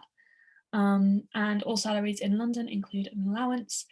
And the idea is, once you've completed the scheme, you then move on to one of these 3 areas. So the typical progression is, after you've completed the scheme, you can become a manager at Upreach. And I think that that's like a base salary for a manager. You get a bit more holiday, you get more leadership opportunities, you can complete an executive master's at the same time, you get a greater pension, things like that. You can also then decide to leave and set up your own charity or social enterprise. So the idea is, once you've done those 5 rotations, you'll kind of have the tools at your disposal to be able to set up a charity. So if there's a cause or an issue you're super passionate about, you can then take that and actually set up a charity and kind of know how to do that, have the charity governance tools to be able to set that up. Or you can join another charity or another organisation. So people have gone from us to the civil service or other charities. There's some really interesting stuff that people have gone on to do. They've gone on to set up their own businesses, work for behavioural insights teams. So it really is a great basis for you to gain a lot of knowledge and skills very quickly. Next slide. If you are interested in joining the Future Charity Leaders programme, this is the application process currently.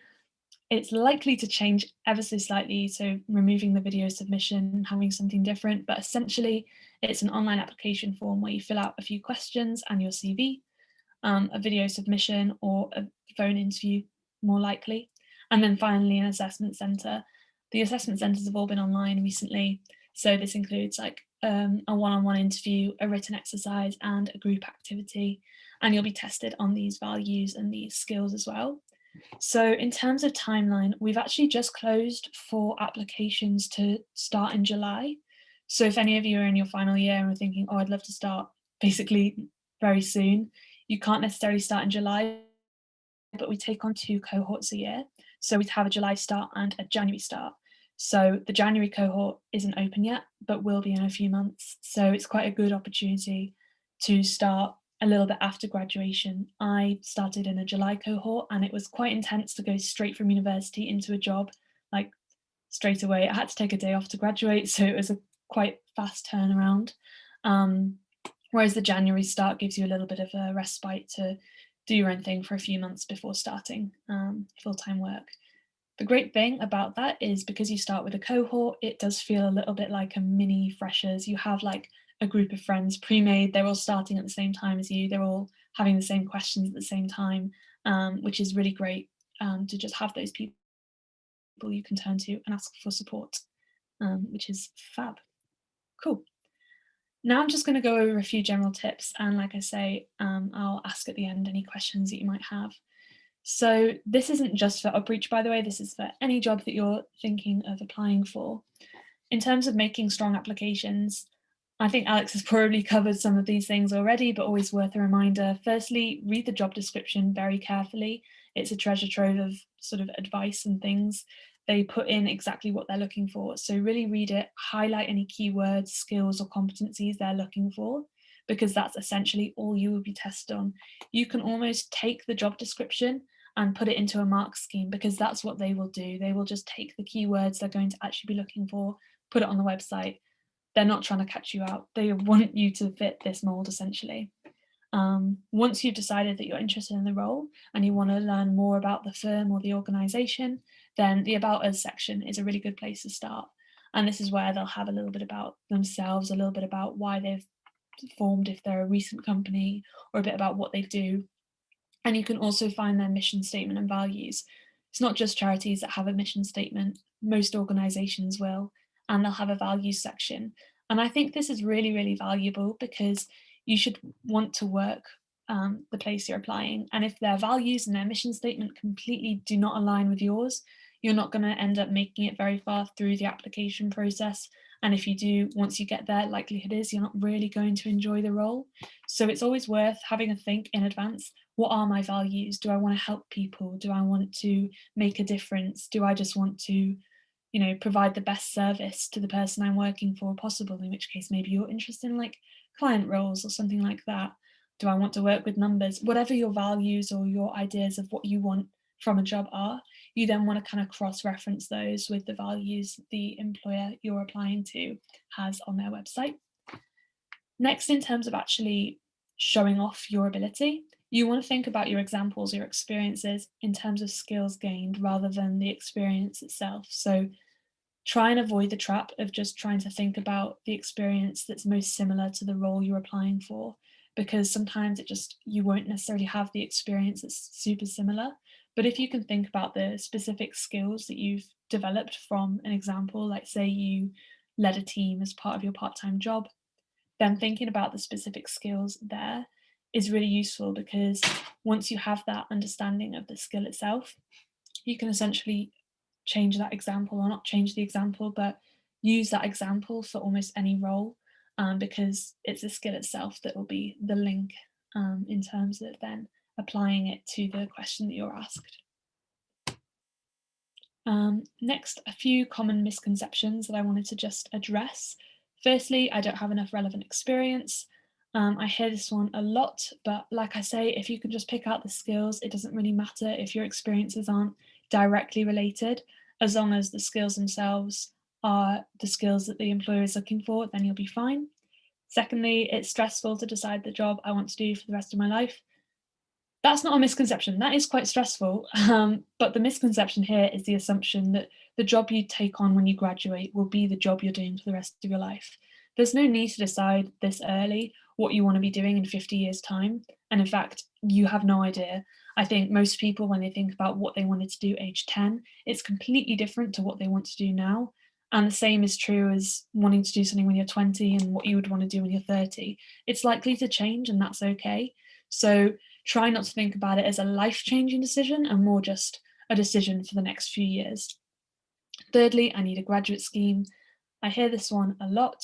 People think that they just need something which is very structured and a graduate scheme. But the truth is, it's not for everyone. A graduate scheme can sometimes be very intense. There's a lot of learning sort of given to you rather than stuff that you find yourself. It's quite directed from above. Whereas a lot of people, they actually want a lot of responsibility early on, which a grad scheme doesn't always give, because you're kind of following this progression route. So it might be that you would prefer to actually get an entry-level role at an organization where you can really make of it what you want, and you can sort of direct your own development rather than it being sort of already laid out for you. Fourthly, if I don't have an internship, then there's no way I'll be able to secure a graduate job. Not true at all. Kind of similar to the not having enough relevant experience one. There are certain sectors where it's really hard to find internships. There are some where there are loads, and it's more important maybe to have one. But there are definitely sectors like charity sector where there are just fewer internships available. The last two kind of link. So the first idea, nobody else is making any applications.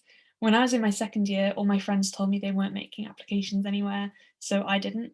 And then by the end of the year, they were all like, oh, actually, yeah, we've all got internships. We've all got like jobs lined up. I was like, what's going on here? So that if people around you are saying they're not making applications, chances are they are making some. But on the other side of the coin, people will say everyone else is making loads of applications and everyone already has a job. This is also not true.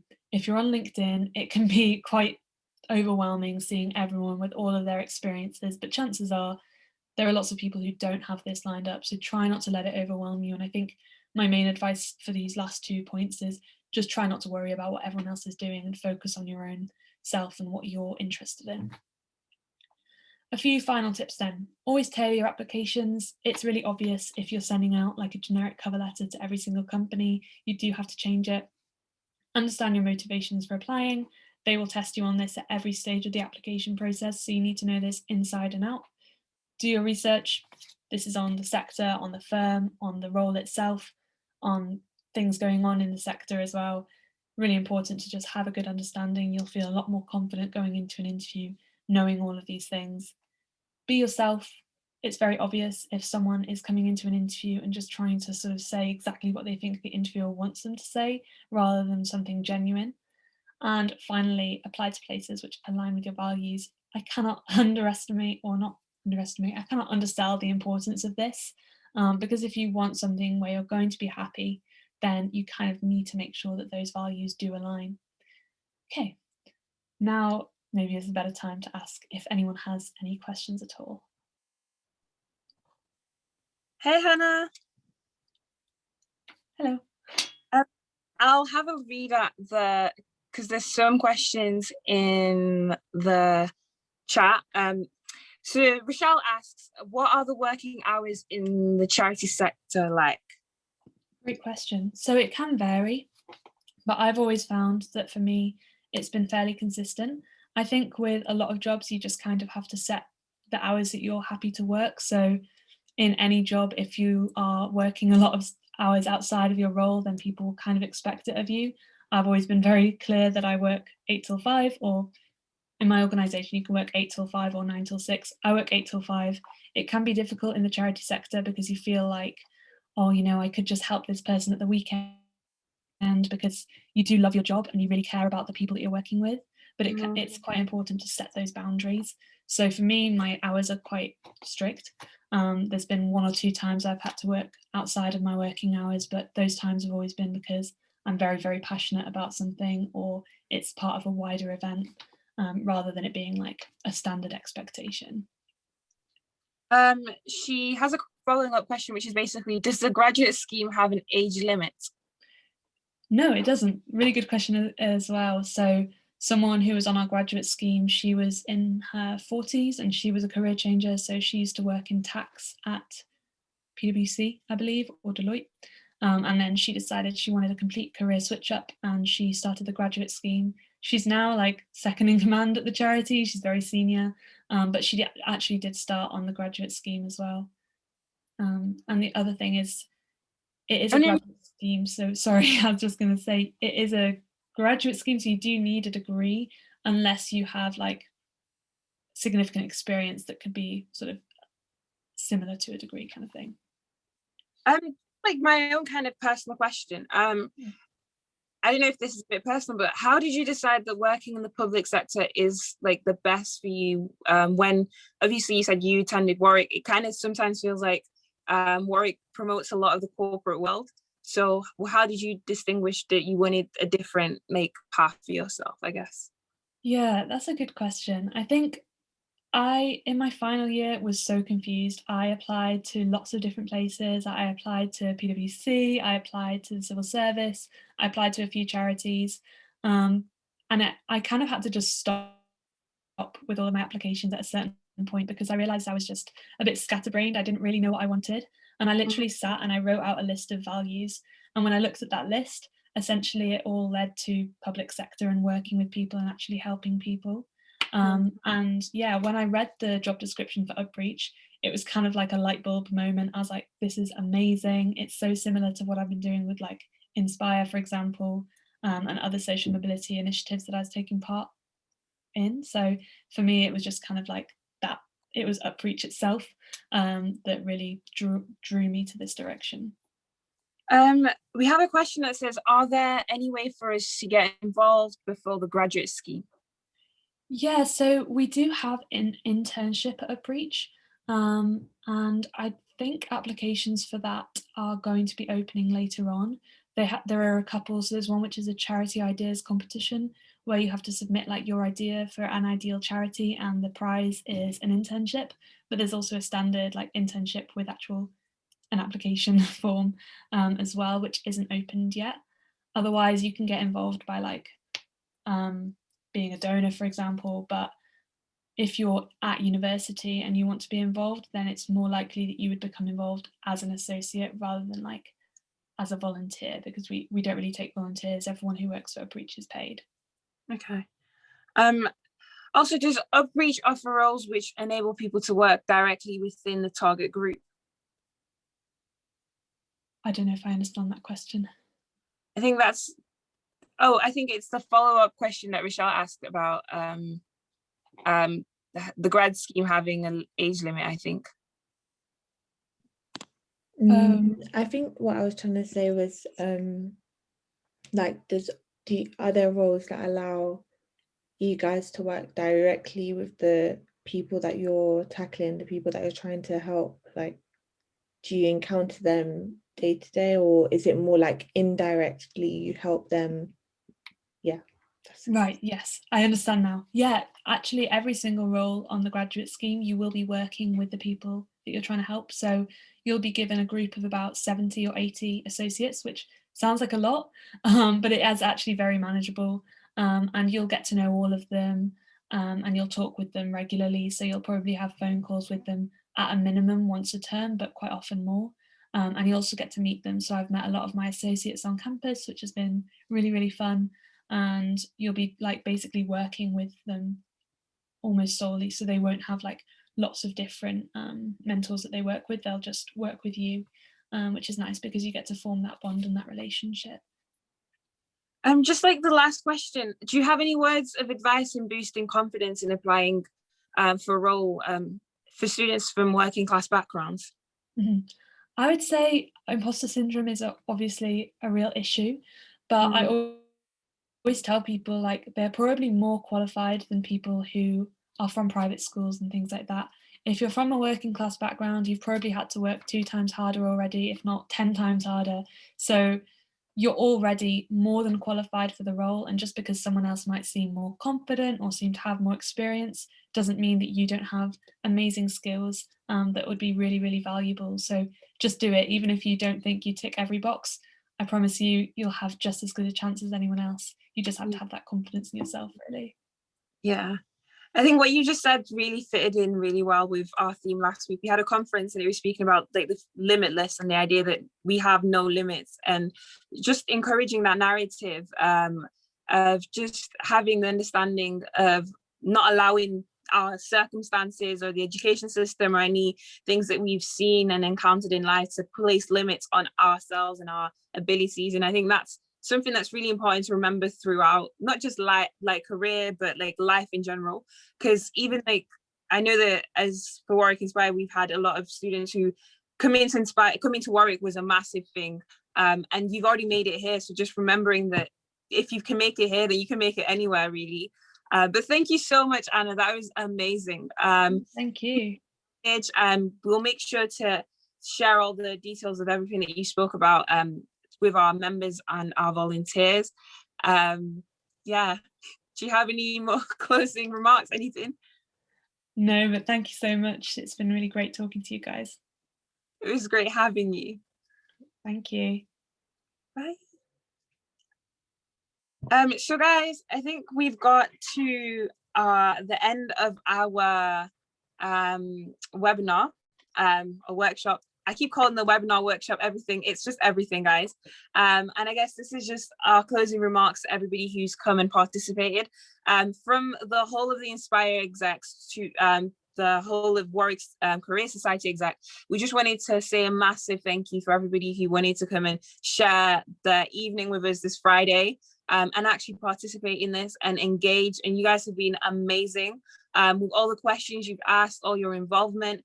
And we hope that this is an event that has allowed you to know that, just like me and Anna was just literally saying, that don't place limits on yourself. And where you come from doesn't tell you about anything about where you will be, that everything is literally in you. I know that my dad always says to me that I have everything I need to succeed in life. And I think that's what I wanted to pass to you guys.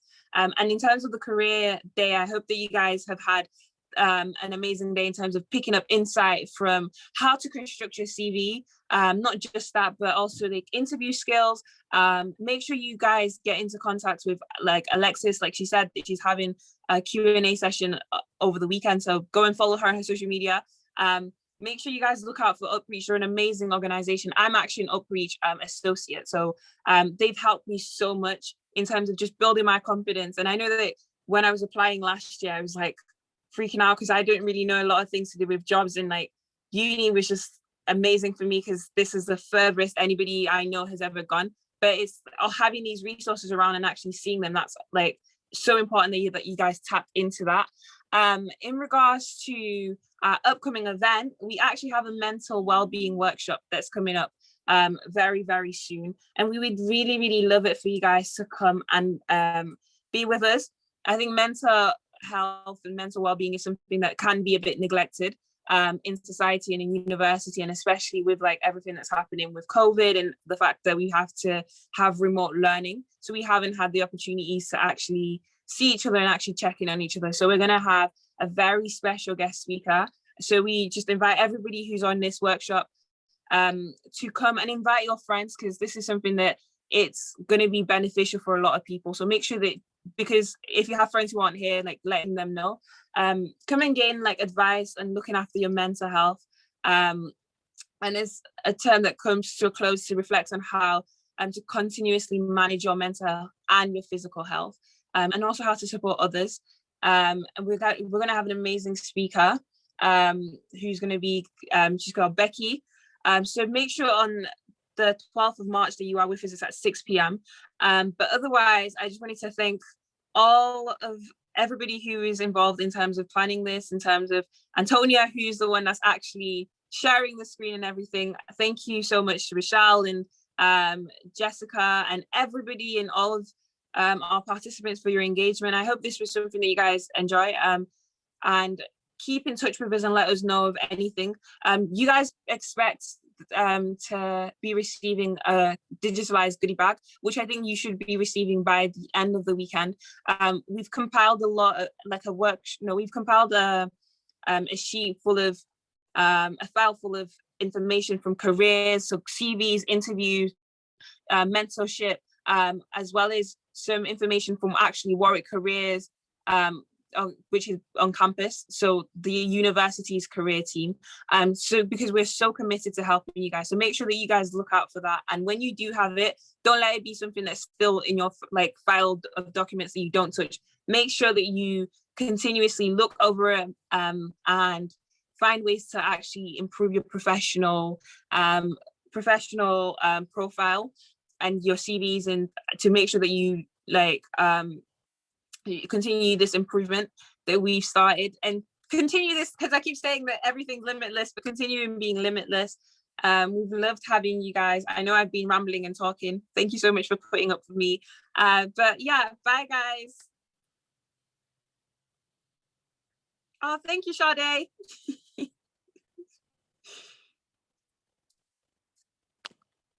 Thank you. See you. Thank you so much for coming. Make sure you look out for, I think this will be released on our website or our YouTube page, but look out for that, and look out for your digital goodie bag. Oh, let me see the chat.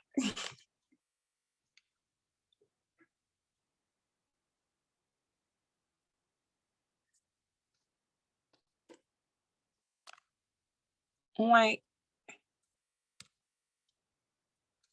Guys, you can feel free to leave. Sorry, I don't know if I made that clear. Should we end the call? Yeah. Bye, guys. Bye. Bye.